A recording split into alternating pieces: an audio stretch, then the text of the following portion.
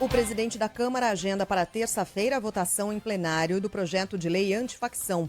Hugo Mota acatou os pedidos feitos pelos líderes partidários, apesar de o texto já estar pronto para análise. Uma quarta versão para a proposta foi apresentada pelo relator, o deputado Guilherme Derrite, do Progressistas de São Paulo. Mesmo assim, a avaliação do executivo é de que as demandas apresentadas não foram atendidas e que a redação das propostas continua improvisada. Que rolo, hein, Afonso Marangoni? Bom dia para você, seja bem-vindo. Exatamente, que vai e vem, né, Sheila? Bom dia para você, para o Megali, para a Roberta, para todo mundo que nos acompanha. Mas a gente aqui na Band News FM vai explicar direitinho para ninguém perder o fio da meada. Ontem, inclusive, na quarta-feira, governadores estiveram no Congresso Nacional e ficaram ali em vários eventos, almoços, e depois se reuniram com o presidente da Câmara para discutir justamente esse PL antifacção. E foi eles que pediram para que fosse, então, adiada esta votação.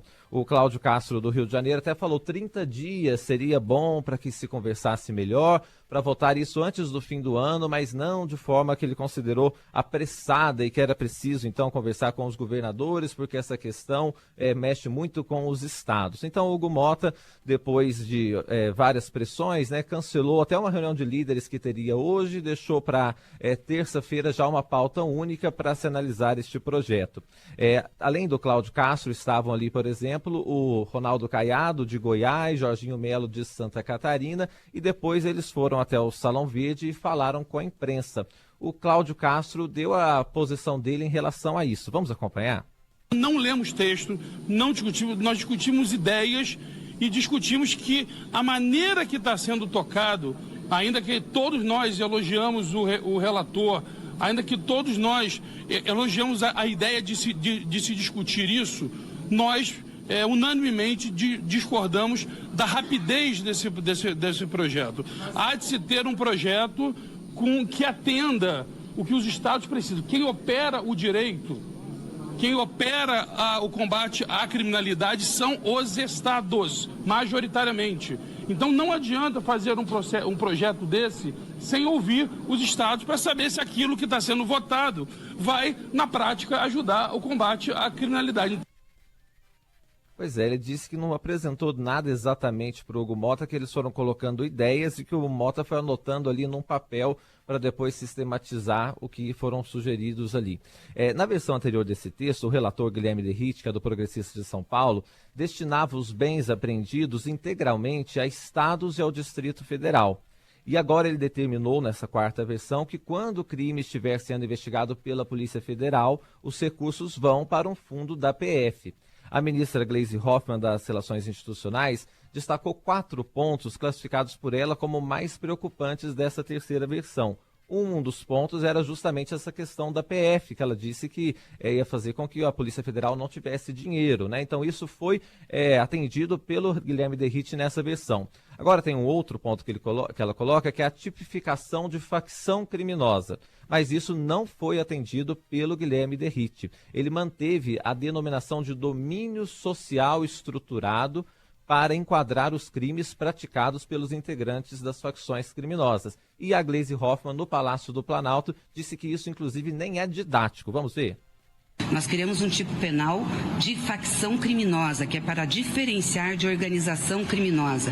Então, a facção criminosa é uma organização mais elaborada, tem domínio territorial, tem domínio econômico, tem atuação interestadual, transnacional, enfim, organização criminosa é um tipo mais elementar. Por exemplo, a partir de 4 pessoas que cometem crimes, você já pode caracterizar uma organização. Então, criamos o tipo de facção exatamente para fazer essa diferenciação. O relator muda esse tipo para domínio social estruturante, ou seja, o tipo penal passa a ser domínio social estruturante. Nós achamos que isso, primeiro do ponto de vista de didática, né, para com a sociedade, para com as pessoas, é muito difícil ficar explicando. E segundo que, ao fazer isso, ele não revoga expressamente artigos da lei das ORCRIMs, das organizações criminosas. Então nós vamos passar a ter 2 legislações vigorando, o que vai ser muito ruim do ponto de vista judicial. Pois é, uma observação então da ministra Gleisi Hoffmann, ouvindo inclusive o Ministério da Justiça e Segurança Pública, que tem esse temor de que com a denominação que ficou, fique aí duas leis se conflitando, né? Quem também falou, e aí pelas redes sociais, foi o Guilherme Derrite, o relator. Vamos ver. Para de descer do palanque e atender o grito de socorro da população.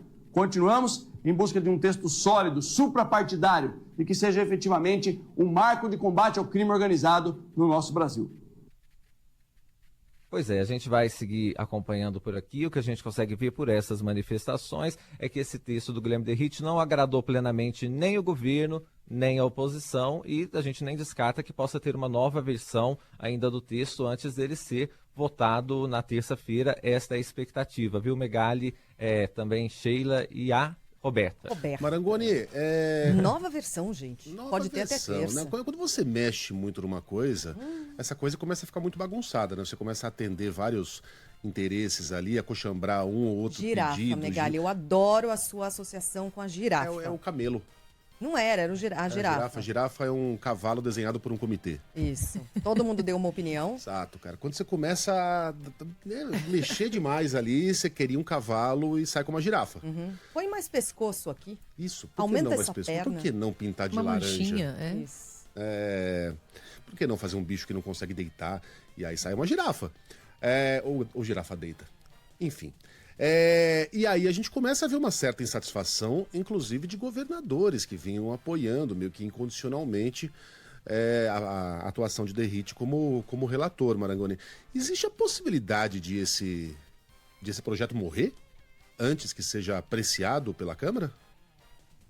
Megali, por esse tema ser uma pauta que o Hugo Mota também abraçou de forma muito forte, ele não deve recuar em relação a isso. Tanto é que ele demorou ontem para decidir por adiar a votação. Ele queria até que fosse votado ontem, mas depois da pressão que foi feita até pelos governadores, não tinha mais clima, né? Então, como ele colocou pauta única na terça-feira, é um tema que ele quer tocar pessoalmente, a tendência é que sim, esse tema seja analisado, com muitas mudanças, né? Desde a versão original que foi enviada, mas deve sim ser apreciado pela Câmara ainda este ano. Muito bem. Valeu, Marangoni. Bom trabalho para vocês. Para você também.